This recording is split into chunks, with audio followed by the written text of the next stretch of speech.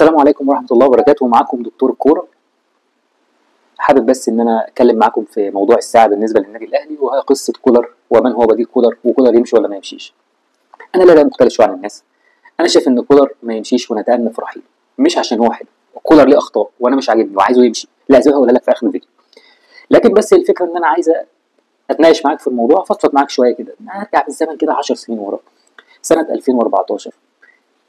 الدوري المصري مجموعتين، بعد موسمين ما بيتلعبش اللي هم 12 و13 نخش المجموعتين. كان معانا مدرب اللي هو محمد يوسف رحل، جه كابتن فتحي مبروك، قعد مسك الدوره الرباعيه، كسب ماتشين، اتعادل ماتش، الفرقه ما كانتش حلوه قوي، مشي. عشان يجي بعديه كابتن جاليدو، المدرب الغريب الاسباني اللي هو جه لسبب غير معروف، انك تمشي الراجل اللي كان موجود وخد الدوري. ما علينا، هلعب بقى اداء كوره وهلعب بيلد اب ومش عارف ايه والكلام ده كله وخلاص وكمل، خلاص تمام، كلام جميل والدنيا تمام. طبعا قاعد يخسر من هنا ويخسر من هنا ويخسر من هنا. ربنا كرمه وخد الكونفدراليه، لانها طبعا طلعنا من دوري الابطال ودخلنا على الكونفدراليه. وبعد كده دخل الدور الثاني، اداء سيء، الزمالك فرق بنقط كتير جدا لحد ما تم اقالته ورجع ميت فتحي مبروك. فتحي مبروك بدا بدايه جيده، شويه حماس، كسب الزمالك، طبعا الزمالك خد الدوري، دخل في الكاس، اتغلب من الزمالك في نهائي الكاس عشان يقال كابتن فتحي مبروك.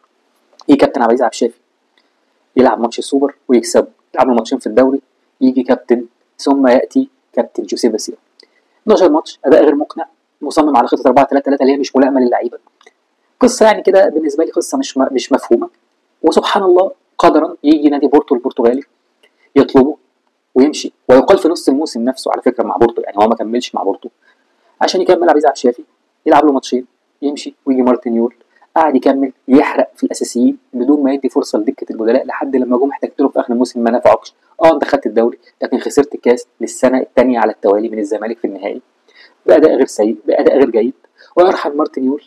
ثم يا كابتن حسام البدري. طبعا كابتن حسام البدري عمل موسم خد فيه دوري وكاس 2017، لكن هو كان مقنع، لا كان غير مقنع، لدرجه ان كل الاهلاويه اللي انا اعرفهم ابتدوا يعزفوا عن رؤيه الاهلي من كتر الاداء السيء اللي كان بيلعبه حسام البدري. طبعا احنا حسام البدري الناس كلها عارفاه وشايفه وبيلعب القصه دي كلها ايه.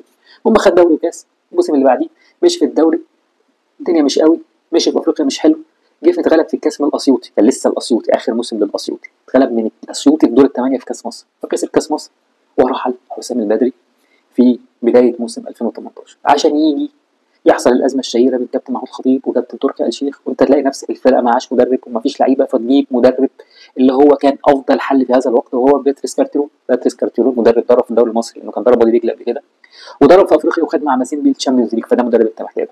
فعلا كان عنده خبره بالاجواء الافريقيه وقدر يوصل للنهائي. طبعا غلبنا من الترجي في النهائي في ماتش شاليه، انا مش عايز افتكره لان كان في مجاملات تحكيميه للاهلي في النهائي في ماتش الذهاب ما كانتش عجباني.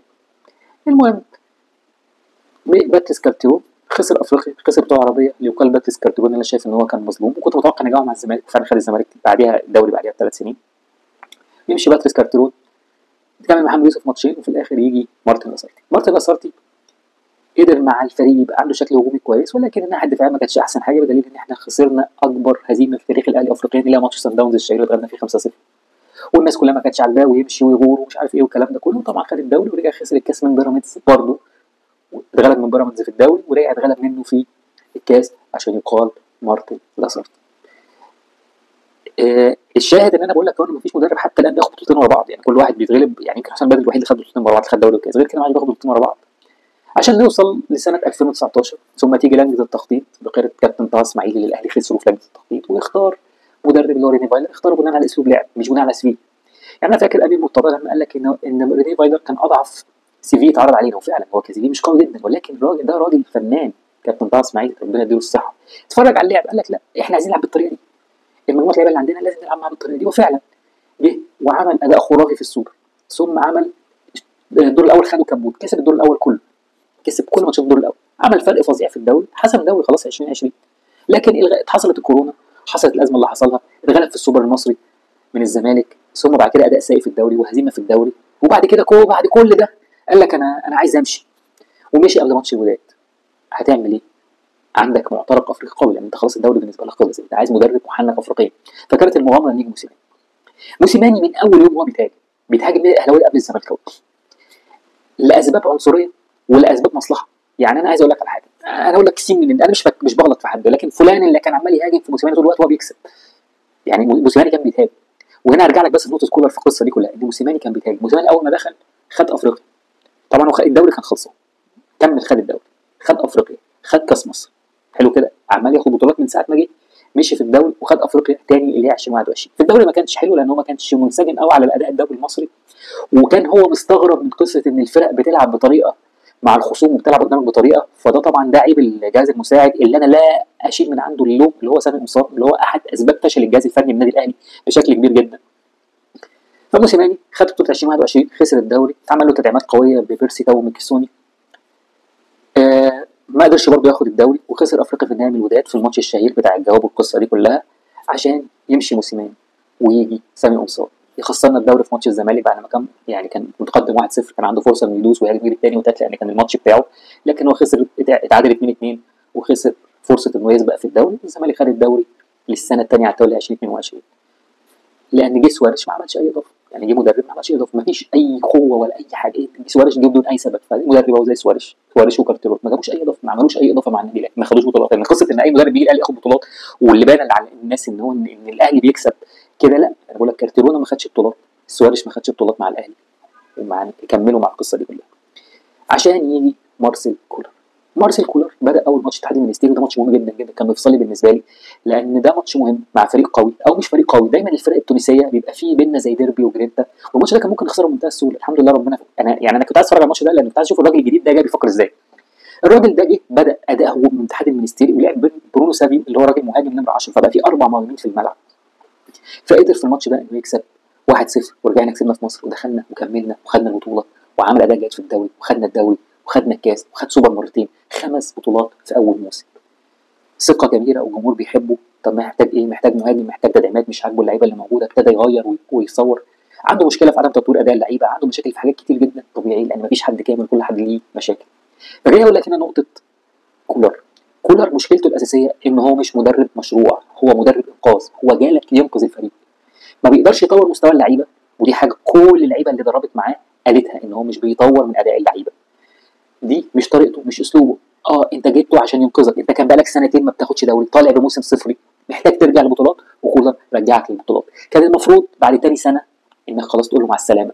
الازمه الحقيقيه اللي حصلت بين كولر والاهلي هي صفقه انطونيو موديست. في شك حصل في كولر ان هو صفقه موديست دي كانت سمسره ليه او لوكيله، نفس الكلام اللي اتقال على موسيماني في صفقه بيرسي تاو وميكيسوني اللي هو كان نجم النجوم مع سيمبا وجاب جول في الاهلي، وبيرسي تاو اللي جاي من الدوري الانجليزي. انت متخيل الكلام ده بيتقال؟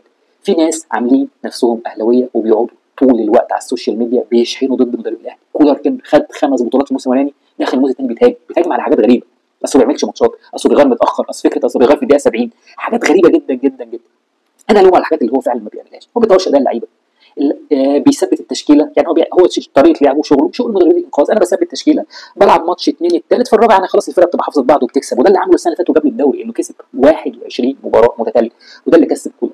كان المفروض بعد قصه انتي موديس لما حصل شرخ في العلاقه بين مارسيل كولر والنادي الاهلي، كان المفروض ان يتم اقالته فورا بعد الموسم الثاني. خلاص شكرا، الدنيا خلصت، خدنا الدوري، خدنا افريقيا، يلا مع السلامه، شوف بقى حالك، واحنا نشوف مدرب تاني بقى، نعمل بقى يشوف الموسم التاريخي اللي احنا فيه اللي احنا ضيعناه ازاي؟ ما احنا مش عارفين نعمل صفقات، السكواد بيقع والريتم بيقع، وما بنعملش صفقات تطوير، اللعيبه بتكبر في السن. يعني انا بقول لك، انت متخيل كام واحد معدي 30 من اول الشناوي ورام ربيعه وياسر ابراهيم وحسين الشحات، كل دي لعيبه اساسيه في الفريق معديه 30. انت متخيل ان نص الفريق حاليا السكواد الاساسي بتاعك معدي 30؟ فالمفروض ان الكيرف بينزل، المفروض انت تقوي، تجيب لعيبه تحطها على الدكه تبقى قويه. كل ما بيغيرش في ثبت التشكيل عشان ده شغله كمدرب انقاذ. فده اللي وقع لك الدنيا السنه دي، ان اللعيبه بقت ضمن اماكنها في الملعب، فبتشي تموت نفسها ولا عارف انه مش هيلعب، فخلاص الدنيا ما مشيتش. فانا كنت قلت لك انه هيمشي عشان دي، بس ما دام جبته وكملت الموسم ما ينفعش تمشيه، لانك هتكرر نفس تجربه لاسارتي اللي من سنتين، وتجربه فتحي مبروك، وتجربه محمود، وكل التجارب دي. انا جبت لك 10 سنين عشان افهمك ايه اللي بيحصل في القصه دي كلها. انا لو جبت مدرب النهارده يلعب ماتش سان داونز، يعني يلعب ماتش سان داونز هيتغلب، ما سان داونز هيكسب اي حد. يعني لو جبت مين دلوقتي ماتش سان داونز هيتغلب، سان داونز فريق قوي، وهيلعبنا في بريتوريا الساعه 3 العصر هيكسب اي حد، يعني فريق قوي، فهتتغلب. فخلاص خلي كمل اللي موجود. بالدوري انت بقالك 5 ماتشات، لو كسبتهم مش هتاخد الدوري، وممكن حتى ما تاخدش المركز الثاني. عشان بس القصه تبقى واضحه، هتجيب مدرب وتقعد القصه دي كلها. انا دي وجهه نظري. شوف بقى انت حدد انت عايز ايه. عايز مدرب يجي لك انقاذ يمسك ال5 أو 6 ماتشات الجايين في الدوري، يجيب منهم اقصى عدد نقط عشان على الاقل تحافظ على المركز الثاني، يدخلك افريقيا السنه الجايه، وشايف ان ده الهدف. ويبقى عندك تشكيله قويه، هيكل اساسي تحط عليهم الثلاث 4 لعيبه اللي انت هتجيبهم يلعبوا معاك كاس العالم، هم تريزيجيه وزيزو وحمدي فتحي، وان شاء الله محمد عبد المنعم. دي اهم صفقه لازم الاهلي يعملها في القصه دي كلها. لازم محمد عبد المنعم عندي اهم من زيزو، اهم من تريزيجيه، اهم من حمدي فتحي. لازم محمد عبد المنعم يلعب معاك كاس العالم، لان انت عندك ازمه في خروج بالكوره، انت سبب نص مشاكلك ان انت مش عارف تخرج بالكوره، لان كان اهم اثنين لعيبه بيخرجوك بالكوره السنه اللي فاتت كان محمد عبد المنعم وعلي معلول، كانوا بيخرجوك بالكوره من ورا، انت طبعا عمال تشلت وتعمل حاجات غريبه غريبه. انا مش هتكلم في تكتيك ولا في كوره ولا في القصه دي كلها. طبعا السنه دي سبب مشاكل بقى كولر ان هو عنده بقى ايه، بقى زي ما ايه بيخنق على الاداره، والاداره بتخنق عليه وما بيجيبوش لعيبه، بيجيبوا لعيبه يقولوا لاعبهم وبيدخلوا في التشكيل، فهو خلاص الراجل بقى بياكل عيش لحد ما يمشوه. هو طبعا هو عايز بيزق لحد ما يقعد لحد كاس العالم ويدرب في كاس العالم، هو ده اللي هو عايزه. انت بتخنق عليه في الصفقات، بتخنق عليه في التدخل في التشكيله، بتخنق عليه في كل حاجه. انا مش عارف اقول لك ايه في القصه دي كلها. يعني هو الراجل انت قيدت عليه، يعني هو الراجل كان مستني صفقه قالوا له هنجيب لك جناح، وفجاه لا احنا نقيد علي معلول. انا مع تقييد علي معلول، علي معلول ما ينفعش يمشي، وانا قلت قبل كده ان علي معلول وعمرو السوليه يجددوا لحد ما يعوزوا يبطلوا كوره، لان دول يعني موتوا نفسهم في النادي قولا واحدا. انا مش اعتبر نفسك ان عندك 4 محترفين بس يبقى ده بالتفاهم مع المدير الفني، مش بيبقى غصب عليه. هو بيلعب اكرم توفيق عشان يضايقك، يعني انت بتقول ما تلعبش اكرم توفيق، بيلعبه عشان يضايقك. مش عايز اتكلم فني في القصه دي كلها، فانا زي ما قلت لك مارسيل كولر المفروض تقعد معاه تقول له والله احنا مطلوب منك كذا كذا كذا، هتعرف تعمله تعرف تعمله، مش هتعرف تعمله خلاص. بالنسبه لمين بدلاء كولر، انا شايف ان احسن واحد يجي مكان مارسيل كولر ويجي دلوقتي هو جوزيه جوميز. وللاسف انا مش عاجبني الصفقه دي، مش عاجبني ان انا اجيب مدرب هرب من الزمالك او ساب الزمالك في نص الموسم وتيجي تقول له تعالى امسك. مش هتخلص مش هتخلص، هتقعد كل يوم الصفحات الزملكاويه تقعد تهاجم فيك. ما علينا ما علينا. هو في نقطه يعني انا مش حابب اتكلم فيها، ان فعلا في صفحات بتعمل نفسها اهلاويه بتقعد تهاجم في الاداره وتفصل اصلا ما تعملش كذا ما تعملش كذا، وكانت بتهاجم موسيماني. منهم ناس اهلاويه لكن منتفعين. صفقه موسيماني عشان بس الكلام ده الكلام حصل مع موسيماني بيحصل مع كولر. انا النهارده واحد نجم سابق في الاهلي اللي اصحاب لعيبه، اللعيبه دي بقت مدربين، انا من جوايا متضايق. طب ليه صاحبي فلان ولا علان، وانت مش هدوس ذكر اسماء، ما بيدربش الاهلي وانت جايب مدرب من افريقيا؟ ليه فلان ولا علان ما بيدربوش الاهلي وانت جايب مارسيل كولر اصلا مش عارف ايه؟ فكل واحد في الدنيا دي بالنسبه له سبوب، يا اما هو صاحبه بيوزه انه يتكلم في الاعلام والقصه دي كلها، لان اي دلوقتي سهل اي حد يتكلم في الاعلام وكده. فدي المشكله. فاحنا المشكله ان احنا بناخد بكلام السوشيال ميديا اللي ضغط على، ودلوقتي خلاص كله بقى بيقرا، كله بقى بيقرا ويشوف. ما تقنعنيش ان المترجم اللي بيترجم لمارسيل كولر ما بيقولوش ايه اللي بيحصل في الصحافه والاعلام. موسيماني كده كده اصلا ده صايع وقاعد في افريقيا وعارف الدنيا دي كلها، عارف القصه دي كلها. ما علينا ما علينا. انا شايف ان احسن بديل يجي هو جوزيه جوميز، تمام، او تجيب بقى حد خزعبلي بقى. الناس بتقول لك يورجن كلوب وكيروش، يا ريت يعني واحد كبير بس يورجن كلوب بتاع مشروع، مش هينفع يجي لك 5 6 ماتشات، مش هيعرف يعمل حاجه، مش هيلحق يعمل حاجه. كيروش مدرب منتخبات هينجح، بس كيروش مش هيجي، انا بقول لك كيروش مش هيجي. فالاحسن هو جوزيه جوميز.